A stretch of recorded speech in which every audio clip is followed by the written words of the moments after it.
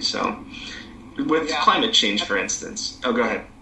I think that's why what you do, Brian, is actually very crucial, very critical, because you're a bridge in the dialogue between the public and the science.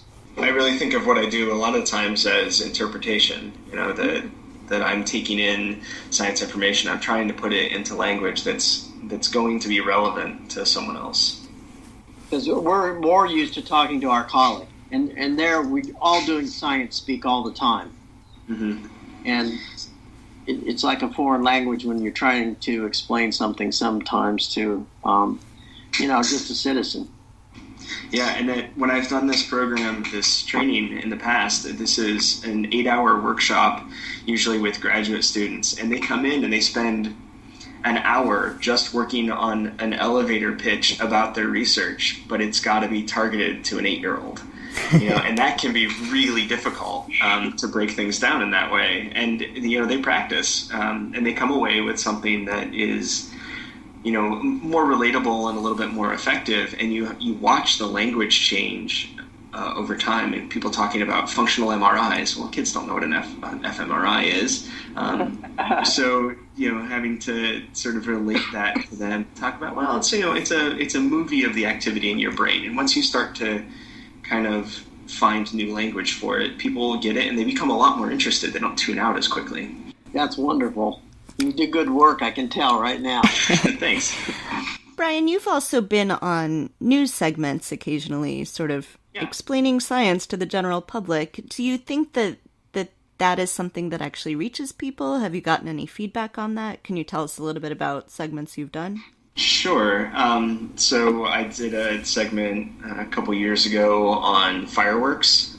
So I actually brought metal salts into the studio and lit them on fire like you would do for a flame test to see the different colors change, just so people sort of understand how we get the different colors for our fireworks. I've brought animals onto the show before. We brought cockroaches into the news studio just to show people those cockroaches for a festival we were doing. So I think a lot of times with those segments, those are PR segments for us. Mm-hmm. It's too short to really get much of a lesson across. Maybe with the fireworks segment, people came away with a little bit better understanding. I think a lot of that, though, is reminding people that science is all around us, and letting people know that there are people who know how the world works, and they can tell you how the world works, and you can learn how the world works, and it's doing science. So I'm hopeful that that's the message that's getting out there, that you can understand how the world works better by doing science or by talking to a scientist, and that's, I guess, my goal when I do those segments. You ever come to Youngstown? I haven't been to Youngstown in a while, but I'm not that far. I think one theme we're hearing here is that it's important for people to hear about science and to hear about science regularly. And I think especially for kids, I think most of us would agree that the more kids are exposed to science early, the more helpful that's going to be. So I think some of the particular concerns I have about what the Trump administration is doing is a lot of what they're doing with education, especially education of young children, and education at higher levels too. I work in higher education, and so that's a particular concern to me. What will reducing science grants that go to college students and graduate students do for the future of science? So I think a lot of the concern is really about funding for basic science, and that trickles down quite a lot. So there's education funding, and there's basic science funding, and then there's practical science funding. These are all they all sort of have separate streams, and a lot of them are grant funded. And the basic science funding requires some sort of broader impacts. In fact, that's the language that's used for pretty much all of the federal basic science granting. And broader impacts can come from a variety of different methods. It could have a military application that gets considered a broader impact. But most of the time, that comes in the form of educational outreach. So scientists, when they do research, are required to do something to sort of inform the public about what they're doing. And that is a really important way of exposing children to the work of scientists. And if that funding gets cut, a lot of those interactions get cut too. So kids don't get exposed to scientists. They don't see what they're doing. And then they become, the egghead in the lab coat, and it's not a person they see themselves as in the future. So they sort of lose that aspirational goal of becoming a scientist. Mm-hmm. I'm glad you brought that up, Brian. That is very important too. I write a number of grants, and this broader impacts really is a very important component now in fundability. If you have something very well written in that regard, it really adds weight. And that indicates to me that organizations like the National Science Foundation and even NIH are very sensitive to this, their role as public educators too. Well, yeah, and to that point, the National Science Foundation this year is cutting the number of graduate research fellowship program grants that they give. So this is the GRFP, which is the big grant that a lot of PhD students get that really helps them do their research. It makes it possible. Yeah, it really makes it possible. And I've been helping students apply for these for years, and they're cutting it from 2,000 grants, which is what they've done the past few years, down to 1,000 grants for next year. Mm-hmm.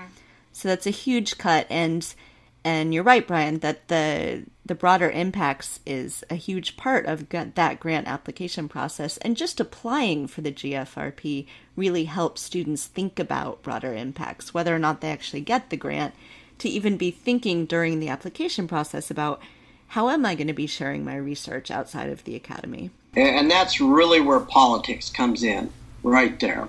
If you have an axe to grind against science, what you do is you cut anything to do about science education. Mm-hmm. And that way you're going to affect the future.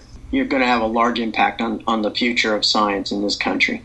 So what can we be doing, what should we be doing as citizens to fight for better funding for science education? Well, do what I do. I write my congressman periodically. We have to put pressure on those we elect. Make it a campaign issue. Make it even a local school board issue. There has to be pushback at all levels, I think, against this tide of anti-science. And on the science education end, most funding for science education does not come from the federal government. Most of it is local funding or, in some cases, state funding. So when your library has a levy that comes up, libraries are huge when it comes to education and science education programs. They provide a lot of after-school programs. Museums do the same thing, and they are very often funded through a combination of private donors as well as their memberships and things like that, and from grants and from levies and tax levies and things like that. Very, very little money comes from the federal government. So, in theory, we can do a lot at a local level to support those kinds of efforts to keep science education, informal science education at the very least, going. And the same thing with schools. A lot of schools get most of their funding locally or from the state, not from federal government. So we can still do quite a lot to support those. And it doesn't have an impact across the country, but it has an impact locally. And it's a lot more powerful because you can get out in front of a lot of people and change a lot of minds doing that. Don't underestimate your local school board. Mm-hmm. Mm-hmm. I wonder if some sort of campaign to get more people writing letters to the editor of their local newspapers could be helpful in this regard, talking about the real impacts of science and science education. That's another, I think that's absolutely needed too. What sorts of topics would you recommend writing about? I think science education, the importance of science education, and not just as a means to a career or a job, but as a means to formulate better public policy. we tend to sort of just see science and engineering as just practical career building education, but it's not. As we can see, I mean, global climate change is real, and it's having a really adverse effect on the way we're going to live in the future. So I think we have to get away from this notion that science is only there to get you a job. I would like to see more scientists as politicians, both at the local and national and state level. I wish more of my colleagues would sort of use some of their personal talents and become politicians, tell you the truth. And I think that there is some hope in that there are states who have in the news that we were withdrawing from the Paris Climate Accords. Some states stepped up their efforts. So California, I think, decided, you know what, we're going to meet our goals regardless, and they're actually probably doing even a little better now than they were before. And some of the federal agencies who have been instructed to ignore science have said, no, we're not going to. So I think, notably the Pentagon was told to not think about climate change when making decisions about bases. And they said, no, that's dangerous. It's an issue of national security to the way that the climate is going to change and sea level rise affecting bases and movements of people and things like that. So there is pushback within the government as well, and I think we can encourage that and congratulate people who have the courage to stand up in that way. The Pentagon actually declared environmental degradation as a national security issue about 10 years ago. Yes, yeah. And you got to really take your hat off to them for recognize that climate change is a real threat, and they were out in front of some things, I think. Yes. And I think one thing that we can do now, right at this moment, I'm pretty sure that the Senate and the House are talking over the spending bills for 2018. The House passed a spending bill that cut some funding for research, although not as much as the Trump administration had asked. In fact, they increased the NIH's budget. But the Senate is proposing their bill, and it is much better. There's many fewer cuts to funding. They're not going to try and cut out stem cell research. They're going to try and continue some of the international climate programs. So we could be calling our senators and letting them know that we like the Senate bill better. Yes, absolutely. Of course, there's a lot of things we could be calling our senators about. Really, we need all of our scientists to be working on time travel so we can solve this problem other ways. Did either of you go to the Scientist March? I went to the local Science March, not the one in D.C., but locally, yes.